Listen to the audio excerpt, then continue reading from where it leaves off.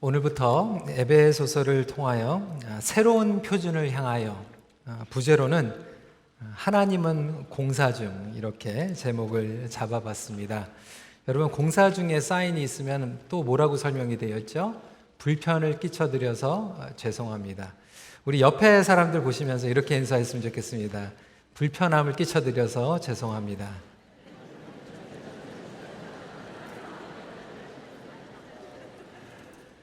왜냐하면 하나님께서 우리의 삶 가운데에서 지금 공사를 하고 계시기 때문에 불편함을 끼쳐드릴 수밖에 없죠.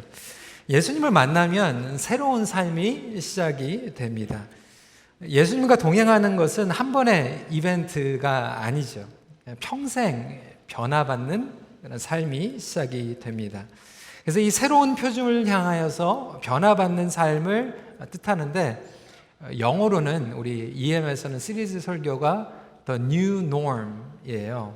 그래서 이 New Norm을 어떻게 번역을 해야 될까 막 고민을 했는데, 우리 좀 재치가 있는 전도사님이 이렇게 번역을 하더라고요. 새로운 놈 이렇게 표현을 하더라고요. 그거는 아니고, 그래서 새로운 표준을 향하여 이렇게 제목을 잡아봤습니다.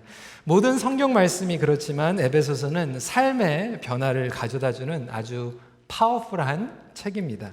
마틴 로이스 존스 목사님은 이렇게 설명을 했어요. 로마서가 복음의 가장 순수한 표현이라면 에베소서는 복음을 가장 숭엄하고 가장 어미롭게 표현한 서신이다. 종교 개혁가였던 존 칼빈이 가장 좋아했던 서신서가 바로 이 에베소서이고요. 루트 팩스턴은 에베소서는 성경 중에 그랜드 캐년과도 같은 책이다. 여러분, 그랜드 캐년 가보셨는지 모르겠어요. 놀랍죠. 크고 아주 깊고 하나님의 절묘한 그 경치가 그랜드 캐년에 담겨져 있는데, 이 에베소서를 읽어보면 하나님의 그 절묘한 그 뜻이 이곳에 다 담겨져 있습니다. 그런 의미에서 저희들이 기대를 하고 이 말씀을 같이 공부하기를 원합니다. 이 에베소서의 목적과 배경은 여러분들 들어보셨을 거예요. 성경 공부를 좀 해보신 분들은 에베소서 그러면 이렇게 기준을 내립니다. 교회론에 대한 거다. 교회에 대해서 성경 공부를 하려면 에베소서를 읽어야 된다. 하지만 그거보다 사실상 에베소서는 더 포괄적인 주제들을 담고 있음을 기억해야만 합니다. 교회론만이 아니라 구원받은 성도들의 변화의 총체적인 실제를 다루고 있는 책이 바로 이 에베소서입니다. 사도 바울이 이 서신서를 썼던 1세기 중엽 에베소는 소아시아의 서부에서 가장 중요한 도시로 알려져 있습니다. 정치적으로, 경제적으로, 종교적으로 중심지였죠. 정치적으로는 아시아의 총독이 대부분의 직무를 이 에베소에서 거주하면서 집행을 했다라고 설명하고 있습니다. 경제적으로는 이 에베소가 항해 선박들의 첫 통관 항문이었고 주요 무역로들이 만나는 곳이었습니다. 그러니까 트레이딩 시티였죠. 그리고 종교적으로는 당시에 다산의 여인 다이애나에게 바쳐진 거대한 신전을 자랑하고 있었던 도시였습니다. 그런데 이 여신 다이애나는 성적으로 문란한 그러한 여신이었습니다. 그래서 에베소에는 당시에 도덕적으로 심각한 윤리적인 문제와 도전들에 직면하고 있었습니다. 마치 우리가 살고 있는 토론토와 비슷한 그런 분위기의 도시였던 것 같아요. 경제적으로, 정치적으로 중심지였지만 성적으로도 문란한 그러한 도시에 우리가 살아가고 있습니다. 그러면서 이 에베소에서 신앙생활을 하고 있는 사람들이 교리적으로는 예수 그리스도에 대해서 알고 있었지만 그들의 삶은 너무나도 유혹들이 많은 그러한 문제 가운데에서 살아가고 있었다고 하는 것이죠. 예수를 믿는다고 고백은 하지만 그들의 삶 가운데에서 변화가 일어나는 것은 결코 쉬운 것이 않았습니다. 여러분, 우리의 삶 가운데서도 마찬가지 아닙니까? 우리가 예수님을 믿는다고 고백하지만 정말 여러분들의 삶이 얼마만큼 변하고 있습니까? 어떠한 충격적인 계기와 사건들이 일어나는데도 불구하고 사실상 그것을 통하여서 하나님께서 역사하시는데도 우리 삶이 변하는 것은 그렇게 쉽지가 않아요. 저희 교회가 2년 반 동안 엄청난 사건이 있었고 하나님께서 놀라운 간증을 부어주시는데도 불구하고, 그런데도 보면 하나님을 불신하는 사람들은 여전히 불신하고 부정적인 사람들은 여전히 부정하고, 그러한 우리의 삶 가운데에서 우리의 믿음과 이 기질이 바뀌는 것은 결코 쉬운 것이 아닙니다. 그렇다면 여러분, 우리가 신앙생활을 하면서 정말로 변화가 가능할까요? 물론 변화는 가능합니다. 우리의 힘으로 하는 것은 아니고 하나님의 성령의 능력과 말씀의 능력으로 우리의 삶 가운데서 변화가 일어남을 믿으시길 바랍니다. 근데 이 성령의 능력과 말씀의 능력으로 변화받는다라고 하는 것이 맞는 말인데도 불구하고 좀 피상적일 때가 많이 있어요. 좀 구름 잡는 것 같이 말씀 읽으면 변화받는다라고 하고 성령 충만 받으면 변화받는다라고 하는데 상당히 피상적으로 느껴질 때가 있다라고 하는 것이죠. 그렇다면 정말로 우리의 삶 가운데 변화는 어떻게 일어나는가? 오늘 첫 번째 말씀 들어가는 말로 새로운 변화는 정체성의 변화를 통하여 시작됩니다. 진정한 변화는 단순한 행위의 변화가 아니라 총체적인 변화이기 때문에 그렇습니다. 총체적인 변화는 뿌리에서부터 오는 변화입니다. 뿌리에서부터 오는 변화가 정체성의 변화라고 하는 것이죠. 내가 누군지, 내가 어떠한 존재인지 바로 깨닫지 못하기 때문에 위기와 고난이 찾아오면 우리의 믿음이 흔들릴 수밖에 없다라고 하는 거예요.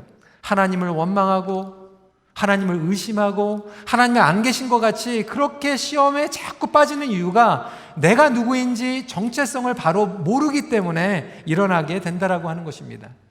오늘날 많은 분들이 대한민국을 염려하고 있습니다. 신문에도 보고 여러 가지 정치적인 사설들을 읽어보는데, 물론 그 지방과 여러 가지 정체 색깔의 그 갈등 가운데 있지만 가장 그곳에서 나오는 그 핵심은 뭐냐면 국가의 이념적인 정체성이 무너졌다라고 하는 거예요. 국가의 이념적인 정체성이 무너지다 보니까 갈등이 일어나도 이것을 해소할 수 있는 길이 없는 거예요. 나라만이 아닙니다. 여러분, 오늘날 살아가고 있는 우리 자녀들이 이 정체성에 대한 확실한 그 확신을 가지고 있지 못하는 자녀들이 많이 있습니다. 학교에 가가지고도요, 내가 남자인지 내가 여자인지 모르고 선생님들한테 상담을 요청을 합니다.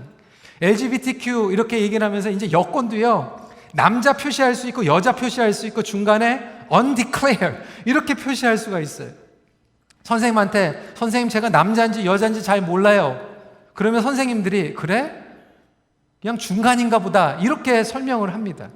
그러니까 아이들이 지금 성별에서도 정체성 가운데에서 흔들리고 있어요. 여러분, 우리 가정도 마찬가지 아닙니까? 우리 가정의 정체성이 무너지고 있어요. 예전엔 어머님 그러면 확실하게 조건 없이 사랑하는 어머님, 가정 팽개치고 자녀들 버리고 부모로서의 어머니로서의 그 정체성이 흔들리는 그러한 사회적인 이슈를 우리가 많이 보지 않습니까? 예전에도 몇 년 전에 여러분 예화로 들어보셨을 거예요. 현대판 한석봉. 여러분 한석봉 얘기 들어보셨죠? 어머니가 그냥 힘들게 아이를 공부하러 이제 멀리 보내는데 한석봉이가 어머니가 그리워가지고 그것을 못 참고 집으로 돌아오니까 어머니가 엄하게 해가지고 다시 한석봉을 공부하러 보내는 그런 이야기입니다. 요즘 한석봉 얘기가 현대판으로 바뀌었죠. 한석봉이가 집에 어머니를 너무나도 보고 싶어가지고 돌아왔더니 어머니가 이렇게 얘기해요. 네가 나갔다 들어왔니? 이렇게 물어보는 거예요. 자식이 나갔다가 들어왔는지도 모르는 거예요. 더 심한 현대판 한석봉은 석봉아 이제는 네가 한석봉이 아니라 김석봉이다 이렇게 얘기를 하더래요. 이게 정체성이 완전히 흔들리는 일이 생기고 있습니다. 목회자로서도 목회자들의 정체성이 막 흔들리는 거예요. 지난주에 여러분 한마음 전교인 체육대회 안 나오신 분들은 정말로 후회가 많으실 것입니다. 모르시니까 뭐를 미스하셨는지 모르겠죠. 우리 목회자들이 이렇게 좀 춤을 췄어요. 거기서 줌바 춤을 췄는데 그래도 저하고 우리 배장훈 목사님하고 1등하고 2등을 했습니다. 근데 그거를 보시고 나서 제 몸이 이렇게 막 좀 잘 움직였나 봐요. 근데 제가 춤을 한 번도 배운 적이 없어요. 그런데 어떤 분들이 이렇게 얘기를 하더라고요. 노 목사님 젊었을 때 놀았던 것 같다. 뭐 이런 소문이 퍼지고, 이게 더 심하게 퍼져가지고 어떤 분들은 노 목사님이 밤에 춤추러 다닌다. 뭐 이런 얘기가 나오는 거예요. 여러분 한번 생각해 보세요. 제가 밤에 춤추러 다니면 이거는 한국일보 중앙일보에 나올 일입니다. 제가 혼자서 춤추러 간 게 아니라 큰빛교회 목회자가 춤바람이 났다 이렇게 나오는 거겠죠. 그 정도 정체성은 제가 가지고 있습니다. 근데 여러분, 우리가 부모로서의 정체성, 나라로서의 정체성, 목회자로서의 정체성이 무너지고 있어요. 하나님의 자녀로서 정체성이 무너지다 보니까 자꾸 시험에 빠지는 거예요. 정말 하나님께서 나를 사랑하시는가? 하나님 정말 나와 함께 계십니까? 이 자체가 믿음이 흔들리는 이유가 정체성이 불분명하기 때문에 그렇다라고 하는 것입니다. 여러분, 바울은요, 옥중에서 이 편지를 썼습니다. 어려운 상황 가운데서 그의 믿음은 절대로 흔들리지가 않았어요. 오히려 에베소에 있는 성도들을 도전하고 나갑니다. 왜 바울이 이렇게 확고한 믿음을 가지고 쓸 수 있었을까요? 그의 정체성이 분명했기 때문에 그렇습니다. 그러면 우리가 어떠한 존재인지 깨달을 때 새로운 변화가 일어나게 될 텐데, 첫 번째로 우리가 어떤 존재인가, 하나님의 택함을 받은 존재임을 깨닫게 될 때 변화가 일어납니다. 사랑하는 성도 여러분, 저와 여러분들이 이 자리에 있는 것은 하나님께서 택하셨기 때문에 있다라는 것을 반드시 믿으시기 바랍니다. 그래서 사도 바울은 오늘 본문을 통하여서 하나님의 예정론에 대해서 설명하고 있어요. 5절 말씀, 7절 말씀, 11절 말씀을 보면 하나님께서 우리를 예정하시고 선택하여 주신 우리는 택함의 자녀라고 하는 것을 계속해서 거듭해서 설명하고 있습니다.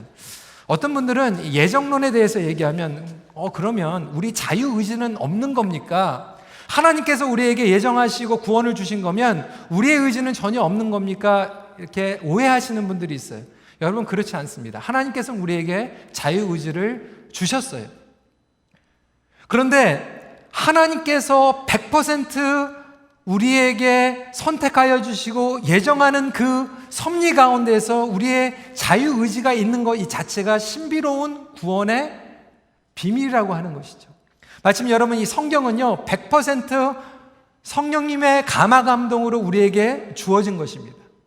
100% 성령님의 감화감동으로 주어졌는데도 불구하고 또한 100% 사람의 성격과 기질을 통하여서 하나님께서 인스파이어를 주시고 우리에게 주셨다라고 하는 거예요.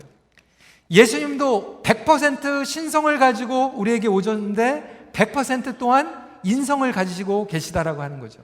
마찬가지로 우리에게 주어진 구원이라고 하는 것은 100% 하나님께서 예정하시고 이루시고 성취하신 가운데에서 우리에게 주셨다라고 하는 거예요. 그 가운데에서 우리의 자유의지도 있지만 이것이 마침 여러분 태양이 중심입니까? 지구가 중심입니까? 태양이 중심이에요? 지구가 중심이에요? 잘 모르시겠어요? 태양이 중심이죠. 당연히 태양이 중심입니다. 근데 이것을 논하는 거와 마찬가지예요. 그런데 태양이 중심인데도 불구하고 저와 여러분들은 지구에서 살고 있기 때문에 그것을 이론적으로는 알고 있지만 우리는 계속 끊임없이 우리의 중심으로 바라보게 된다라고 하는 것이죠. 마찬가지로 구원도 하나님의 관점에서 보면 100% 하나님 중심으로 우리를 선택하여 주셨는데 우리는 우리가 잘나서 하나님을 선택한 것 같고 우리가 의인이 돼서 구원을 잃은 것 같이 생각하고 그렇기 때문에 우리가 조금 잘못하면 구원을 잃어버리는 것 같이 착각하면서 살아가게 된다라고 하는 거예요.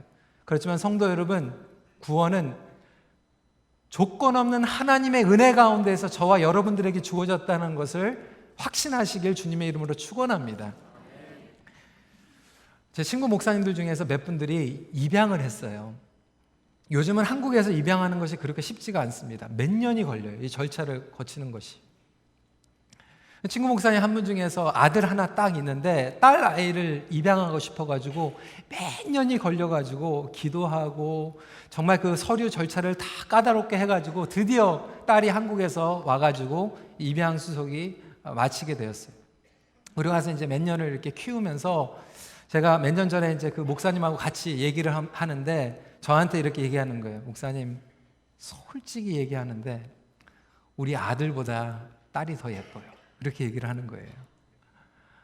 그렇게 어렵게 절차를 거치고 기도하고 기다리면서 이제 드디어 맡게 된 그 딸이 얼마나 귀한지 모르겠다라고 하는 거예요. 물론 10손가락 깨물어 가지고 아프지 않은 손가락이 없겠지만 그 심정을 얘기하는데 조금은 이해가 될 것 같더라고요.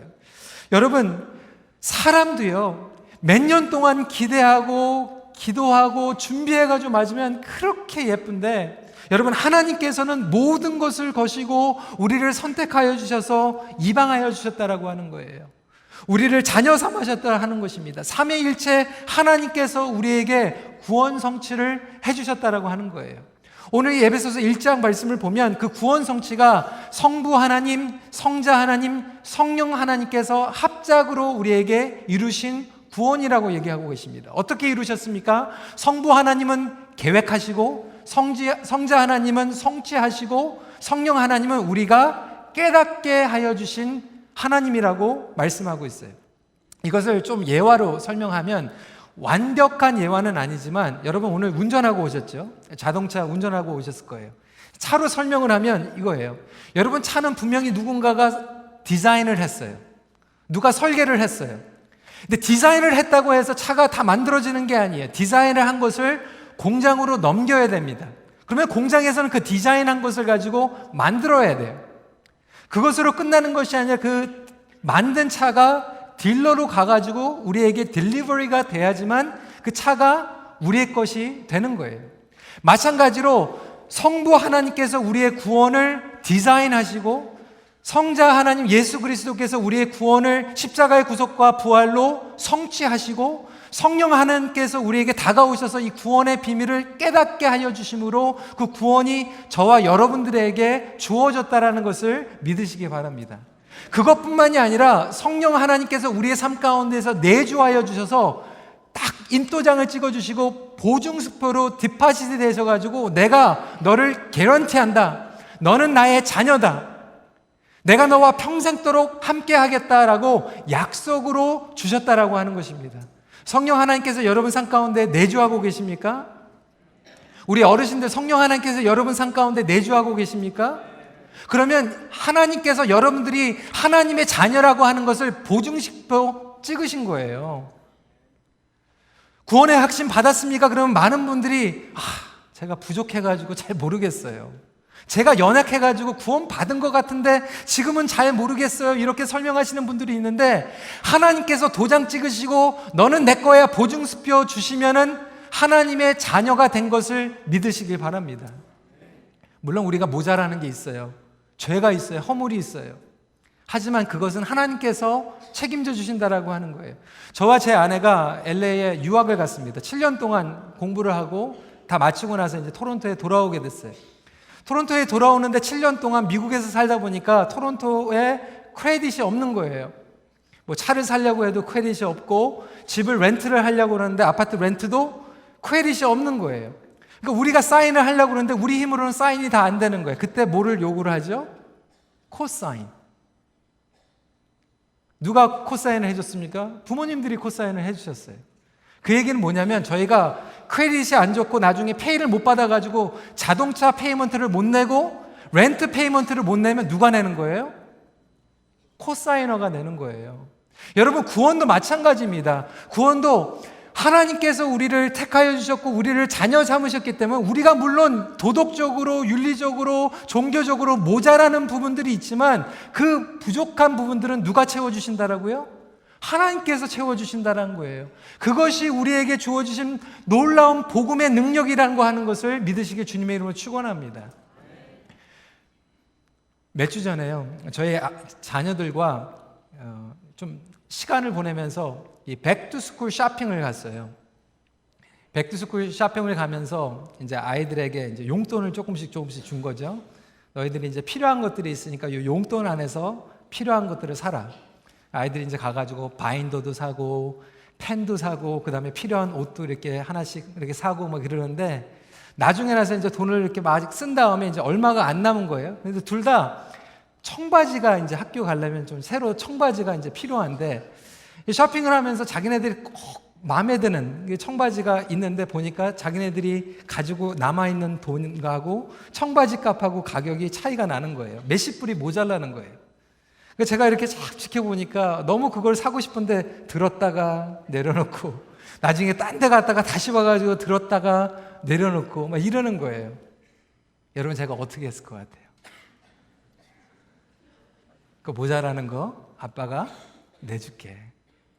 근데 아이들은 굉장히 착각하더라고. 처음부터 자기네들이 가지고 있는 그 돈이 자기네들 돈인 줄 알아요. 아니, 그거부터 제가 준 거예요. 그거 가지고 쇼핑하다가 모르는 것도 제가 채워준 거예요. 마찬가지로 여러분, 구원이 그렇다라고 하는 거예요. 저와 여러분들이 잘나고 의인이 돼가지고 구원을 이루고 부족한 것들을 채우면서 살아가는 것이 아니라, 처음부터 하나님께서 우리를 예정하여 주시고 선택하여 주셔서 자녀 삼으시고 성령 하나님께서 내주하여 주심으로 부족한 것들을 하나님께서 채워주신다라고 한다면, 평생 동안 그 구원의 감격을 누릴 수 있는 저와 여러분들이 되시길 주님의 이름으로 축원합니다. 여러분, 우리의 결정은 부족한 게 많이 있지만 하나님의 선택과 결정에는 부족한 게 없어요.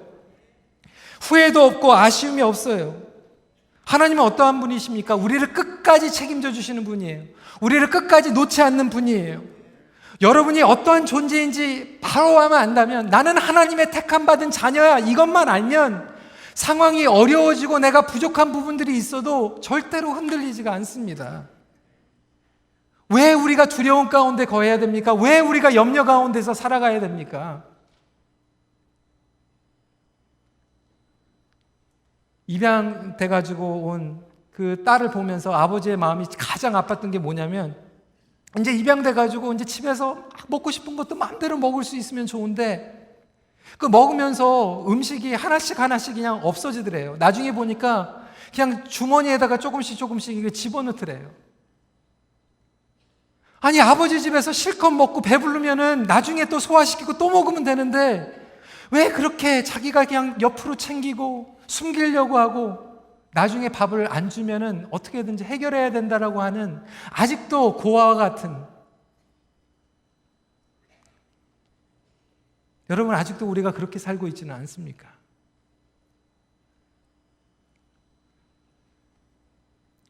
2년 반 동안 우리 이면수 목사님 북에 억류되어 계시면서 많은 분들이 걱정하셨죠. 그 중에서도 가장 힘든 시간을 겪으셨던 분은 우리 이면수 목사님 사모님이십니다. 근데 이면수 목사님 사모님께서 교회에 이제 오셔서 저희들에게 간증을 이야기하는데, 어떻게 2년 반 동안 견딜 수 있었습니까? 그 질문을 하는데 사모님께서 이렇게 대답하시는 거예요. 목사님 억류 되실 때 그 첫째 주에 너무나도 힘들어서 교회에서 새벽에 부르짖으면서 기도를 하는데, 하나님께서 기도하는데 그런 마음을 주시다라는 거예요. 걱정하지 말아라. 너의 남편은 내가 붙잡고 있다. 걱정하지 말아라. 너의 남편은 내가 책임지겠다. 너의 남편은 내가 북한으로 보낸 거야. 내가 끝까지 보호할 거야. 그 음성 들으면서 2년 반 동안 견뎠다라고 하는 거예요. 여러분, 이러한 믿음이 어디에서 나옵니까? 우리의 정체성을 바로 알 때 나오게 된다라고 하는 것입니다. 우리의 신분이 바뀌는 거예요.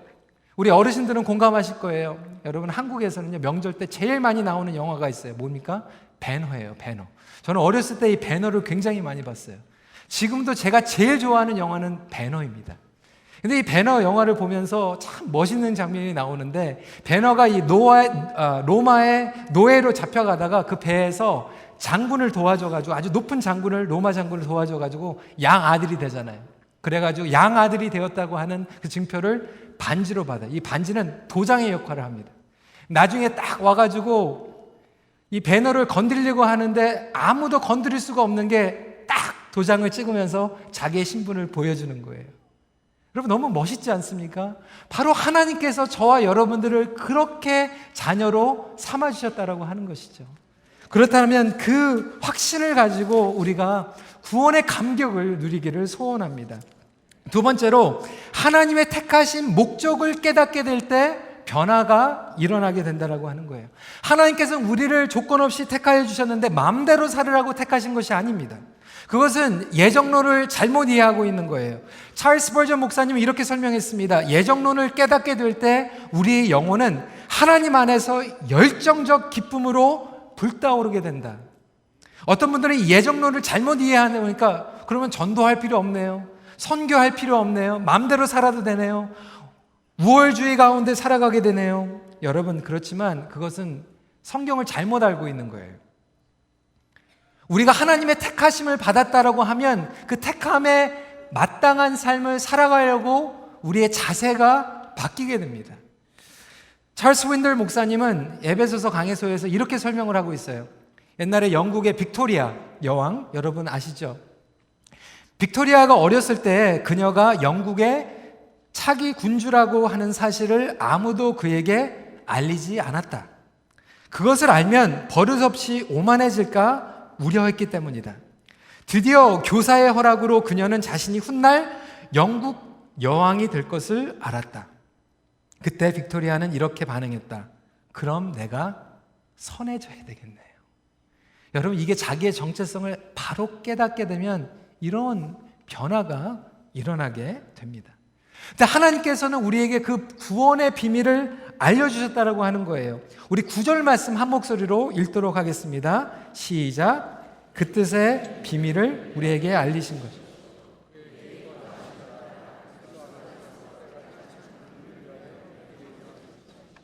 여기에서 나오는 비밀은 뭐냐면 secret이 아니라 mystery예요. mysterion이라고 원어에서 설명을 하고 있는데, 그러면 secret은 뭐고 mystery는 뭔가? secret은 우리 둘만 알고 있는 게 secret이에요. 장로님, 우리 둘이 secret입니다. 다른 사람들한테 절대로 얘기하지 마세요. 이게 secret이에요. 근데 mystery는 뭐냐면 우리가 깨닫게 되면 그것을 다른 사람들에게 알려주는 것이 mystery예요. 하나님께서는 성령님의 역사하심을 통하여서 우리에게 계시로 그 비밀을 알려주셨다라고 하는 거예요. 그래서 이 비밀을 아는 사람들은 가서 전도할 수밖에 없고 다른 사람들에게 알려줄 수밖에 없다라고 하는 거예요. 여러분, 오늘 우리 성서대학 제자양육 마감 등록 마지막 날입니다. 여러분, 우리가 성경 공부를 하는 이유가 있고 제자훈련을 받는 이유가 있는데, 이건 뭐냐면 하나님께서 우리에게 주신 그 계시의 미스터리를 깨달아가는 과정을 하기 위해서 우리가 성경 공부를 하는 거예요. 하나님께서는 분명히 우리에게 자녀 삼아주신 목적이 있어요. 그리고 그 비밀이 있습니다. 그 비밀을 깨닫는 것이 너무나도 중요해요. 그런데 왜 깨닫는가? 두 가지의 목적이 있어요. 첫 번째로는 신령한 복을 주시기 위하여 우리를 택하셨다라고 하는 거예요. 3절 말씀 같이 읽도록 하겠습니다. 시작. 곧 우리 주 예수 그리스도의 아버지께서 그리스도 안에서 하늘에 속한 모든 신령한 복을 우리에게 주시되. 성도 여러분, 우리가 예수 안에 있으면 복 받는 줄 믿으시기 바랍니다. 하나님께서는 우리에게 복을 주시기로 작정하시고 택하신 분이에요. 우리에게 복을 주시려고. 근데 여러분, 우리가 예수 안에서 복 받는 것이 성경적인데 사실상 오늘날 한국교회가 어려워진 게 예수 받고 복 받는다고 해서 어려워진 거예요. 이게 무슨 소린가? 예수 믿고 복 받는 게 성경적인데 한국교회가 어려워진 게 예수 믿고 복 받는다고 해서 어려워졌다. 많은 분들이 예수 믿고 복 받는다고 하는데 어떤 복을 기대했냐면 예수 믿고 세상에 복을 얻는다라고 생각한 거예요. 물질적으로 복을 얻고 세상에서의 형통을 통해서 복을 얻는다라고 생각을 하고 예수 믿었는데 물질적으로 형통이 안 오네? 사업이 안 풀리네? 우리 자녀가 인류대에 못 들어가네? 예수 믿고 복 받는다고 했는데 이게 잘못된 거 아닌가, 속았다, 이렇게 말씀하시는 분이 많이 있다라고 하는 거예요. 여러분, 하나님께서 우리에게 성경을 통해서 말씀하신 것은 예수 믿고 복 받는데 그 복은 어떠한 복이냐? 하늘에 속한 신령한 복이라고 하는 거예요. Heavenly Realm의 Spiritual Dimension. 이 얘기는 뭐냐면 하나님께서 어떠한 복을 주시냐면 성령께 속한 복을 주시고 영의 것들을 깨닫게 하는 복을 주시고 하나님 나라의 비밀을 깨닫게 하는 복을 우리에게 주신 줄 믿으시기 바랍니다. 그러니까 복된 삶이라는 건 뭐냐면 영의 눈이 깨어서 하나님의 비밀을 깨닫게 되는 복이 가장 큰 복인 줄 믿으시기 바랍니다. 어떠한 상황 가운데서 그래서 예수님 믿는 사람은요, 넘어져도 복 받습니다. 믿으십니까? 넘어져도 복 받고 자빠져도 복 받는 게 예수 믿는 사람들이에요. 근데 이게 무슨 얘기인가? 제가 전도사 시절에 개척교회에서 사역을 한 적이 있어요. 서양교회를 이제 렌트해가지고 낮에 예배를 드리는데, 여러분, 개척교회는 한 성도 한 성도 한 가정이 귀하잖아요. 제가 그때 중고등부 전도사 사역을 하면서 아이들 여름에 이제 더우니까 성경 공부 다 하고 나서 너희들 열심히 하면 전사님이 아이스크림 사줄게. 그러니까 아이들이 그냥 좋아가지고 열심히 성경 공부를 했어요. 그래가지고 약속을 했으니까 바스킨 로빈스에 이제 아이스크림을 사주러 이제 제 지갑에서 돈을 딱 꺼내가지고 아이들 데리고 이제 아이스크림 먹고 아주 좋은 시간 보내고 이제 교회로 다시 왔어요. 교회에 와가지고 제가 가방을 보니까 지갑이 없어진 거예요. 지갑이 도둑을 맞았어요. 지갑에 현찰은 없었는데 거기 안에 제 시민권, 소셜 인슈런스 넘버, 운전면허증, 오힙 거기 다 들어가 있는 거예요. 크레딧 카드도 있으니까 금세 전화를 했더니 그새 제 크레딧 카드를 가지고 2,000불이나 쓴 거예요.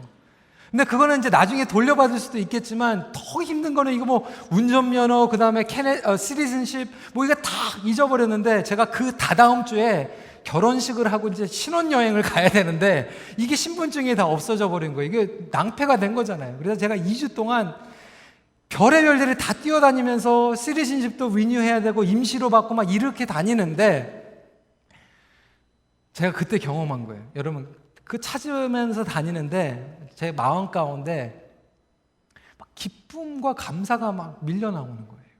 기쁨과 감사가.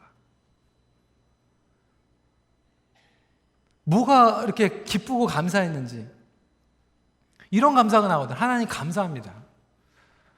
우리 새로운 성도 중에서 지갑을 누가 도둑 맞아가지고 갈 수도 있었는데, 그래도 이왕이면 제가 지갑을 도둑을 맞아가지고 최소한 새로운 성도들은 시험에 들지 않았으니까 그게 감사합니다. 이 마음이 나오는 거예요.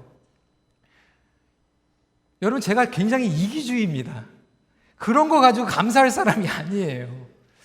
근데 제가 그런 감사 제목이 이렇게 생기는 걸 보면서 야, 나에게도 이런 변화가 일어날 수 있구나, 이런 생각이 들었어요. 제가 단편적으로 얘기하는 것 같지만 제가 그때 하나님께서 그냥 성령께서 제 하늘 그 영적인 눈을 그 상황 가운데 뜨게 해주신 것 같아요. 그게 저에게는 하늘의 복이었어요. 지갑을 도둑 맞은 게 하늘의 복이 아니라 지갑을 도둑 맞아가지고 원망하고 불평할 수밖에 없는 상황 가운데서 감사하고 기쁨이 나오는 신령한 복을 저에게 부어주셨다라고 하는 거예요. 예수 믿고 복 받는다는 게 내가 갔더니 뭐 주차를 하려고 그랬는데 주차장이 좋은 게 생기고 아들이 막 점수가 안 되는데 막 미달이 생기고 뭐 이래가지고 그 복이 아니라 정말 힘들고 분통하고 어려움의 슬픈 마음에 거할 수밖에 없는데도 하나님께서 우리의 영안을 띄워주셔서 하늘의 신령한 복을 누리게 하여 주시는 것이 예수 믿고 복 받는 거예요. 하나님께서 우리에게 택하심을 주신 것은 신령한 복을 주시기 위해서. 성도 여러분, 하나님께서는 여러분들에게 이러한 하늘의 신령한 복을 주시기로 작정하신 분이라는 것을 오늘도 다시 한번 고백하시길 주님의 이름으로 축원합니다. 우리는 복 받은 사람이에요. 그 복은 세상에 빼앗아 갈 수 없는 복이라고 하는 것이죠. 여러분, 좋은 상황 가운데서 행복한 거는 다 행복해요. 하지만 여러분, 정말로 힘든 상황 가운데서도 복을 받는 사람들은 진짜 복 받는 사람들이에요. 두 번째입니다. 거룩하고 흠이 없게 하시기 위하여. 4절 말씀 같이 읽도록 하겠습니다. 시작. 곧 창세전에 그리스도 안에서 우리를 택하사 우리로 사랑 안에서 그 앞에서 거룩하고 흠이 없게 하시려고. 여러분, 성도의 정체성은요, 성도라고 하는 개념이 뭐냐면 거룩한 사람들, 거룩한 무리들이에요. 근데 거룩하면요, 우리는 알레르기 반응이 납니다. 왜 그러냐면 거룩하면서 교회에서 강요했어요. 그래서 거룩 그러면 우리는 하나님이 컨트롤한다라고 생각해. 간섭하시는 하나님. 이것도 하면 안 되고 저것도 하지 않는 게 거룩이다, 이렇게 생각하기 때문에 거룩 그러면 하나님이 마이크로 매니징하고 컨트롤링 한다라고 생각해요. 하지만 여러분, 그것은 진정한 의미의 거룩이 아니에요. 거룩이라는 의미는 뭐냐면 예수 그리스도를 닮아가는 것이 거룩입니다. 왜 닮아가는가? 예수님을 너무나도 사랑해서. 예수님이 너무나도 좋아서 예수님이 닮고 싶은 것이 바로 거룩이라고 하는 거예요. 성도 여러분, 예수님의 사랑을 경험해 보셨습니까? 예수님이 정말로 어떤 분인지 아세요? 그 맛을 본 사람들은 예수님을 닮아가고 싶다라고 하는 거예요. 제가 자꾸 우리 설명을 해가지고 죄송한데 이게 교리적으로 딱딱해질 수밖에 없기 때문에 제가 이렇게 예를 드는 거예요. 저희가 딸이 둘이 있어요. 첫째하고 이제 둘째가 있는데 특히 둘째를 보면 많은 분들이 노희성 목사 붕어빵이다 이렇게 얘기를 합니다. 둘째가 자라나면서 그 얘기를 되게 많이 들었어요. 야, 너 아빠 되게 많이 닮았다 이런 얘기를 들었어요. 근데 어렸을 때는 교회 와가지고 아빠 꼭 닮았다 그러면 얘가 굉장히 싫어했어요. 왜 싫어해? 그러니까 아빠 닮았다 그러면 그 어린 나이에 어떻게 생각했냐면 남자같이 생겼다 이렇게 생각을 하니까 아빠 닮았다 그러니까 굉장히 싫어했어요. 이제 몇 주 전에 이제 저희 딸들하고 백투스쿨 하기 전에 이제 시간을 보내면서 이제 운전을 하고 이제 어디를 가면서 이런 얘기 저런 얘기 하는데 우리 둘째가 이 얘기를 하는 거예요. 언니는 엄마를 닮았고 나는 아빠를 닮았다 이렇게 얘기를 하는 거예요. 그 얘기를 딱 듣고 나서 제가 저희 둘째 딸한테 그렇게 얘기를 했죠. 너는 아빠 닮았다고 들으면은 좋아? 이렇게 물어봤어요. 그러니까 얘가 하나도 이렇게 거짓 안 보태고 자기는 아빠 닮았다고 들으면 제일 좋대요. 제가 너무 행복했어요. 얼마 전에 우리 수잔 목사님께서 우리 여자애들 모아놓고 이렇게 물어봤대요. 나중에 커가지고 너희 아빠 비슷한 사람하고 결혼하고 싶은 사람 손 들어보라고 그러는데 몇 명이 들었는데 그 중에 저희 딸이 이렇게 손을 들었다는데 여러분 제가 그거를 들으면서 행복했을 것 같아요? 아닐 것 같아요? 얼마나 행복했는지 몰라요. 저희 딸이 저를 닮았다고 하는 것을 기쁨으로 여기는데 제가 그게 저에게 영광이 되는 거예요. 저에게 자랑이 되는 거예요. 마찬가지로 저와 여러분들이 하나님의 자녀인데 세상에 나가서 세상 사람들이 봤을 때 야, 정말 하나님 닮았구나. 예수님 닮아가고 있구나. 그 얘기를 들으면 그 자체가 하나님께 영광이 되고 하나님의 자랑이 된다라고 하는 거예요.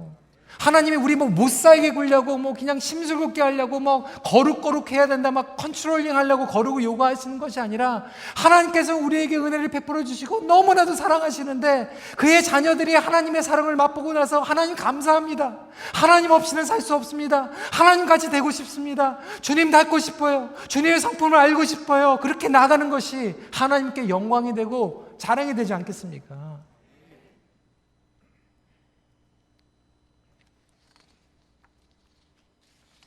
오늘 말씀을 이렇게 정리하고 있어요. 6절 말씀입니다. 이는 그가 사랑하시는 자 안에서 우리에게 거저 주시는 바 그의 은혜의 영광을 찬송하게 하려는 것이라. 10절 12절이죠. 하늘에 있는 것이나 땅에 있는 것이 다 그리스도 안에서 통일되게 하려 하심이라. 이는 우리가 그리스도 안에서 전부터 바라던 그의 영광이 찬송이 되게 하려 하심이라. 14절입니다. 이는 우리 기업의 보증이 되사 그 얻으신 것을 속량하시고 그의 영광을 찬송하게 하려 하심이라. 성경 공부가 아니기 때문에 일일이 설명을 못하지만 여러분 이 6절 말씀은 뭐냐면 성부 하나님께서 우리에게 구원을 베푸신 것을 찬송하는 것이고 12절은 성자 하나님께서 우리에게 구원을 베푸신 것을 찬송하는 것이고 14절은 성령 하나님께서 우리에게 구원을 베푸신 것을 찬송하시는 거예요. 우리에게 구원을 베푸신 것도 성부 하나님, 성자 하나님, 성령 하나님께서 같이 사역하신 것이고 찬송을 받으신 것도 성부 하나님, 성자 하나님, 성령 하나님께서 우리에게 찬송을 받길 원하신다라고 하는 것입니다. 그렇다면 여러분 이 질문을 해야 될 것 같아요. 과연 저와 여러분들의 삶을 통하여서 하나님께서 영광을 받고 계신가? 하나님의 기쁨이 되는 삶을 살아가기로 나는 갈망을 하고 있는가? 이것이 바로 우리의 정체성이라고 하는 거예요. 여러분 한국에서 그런 분들 많잖아요. 요즘도 괜히 순경한테 그냥 경찰 교통딱지 찔려고 그러면 내가 누군지 알아? 이렇게 여러분이 누군지 아십니까? 내가 누군지 알아야 되지 않겠습니까? 우리는 하나님의 택하신 자녀입니다. 단순히 천국의 보험 드는 게 아니에요. 이것이 흔들리지 않으면 어떠한 상황이 와도 우리의 믿음은 견고하게 서갈 줄 믿습니다. 말씀을 정리합니다. 자신의 정체성과 그 목적을 온전히 깨달아 총체적인 변화의 새로운 시작을 경험하십시오. 기도하겠습니다.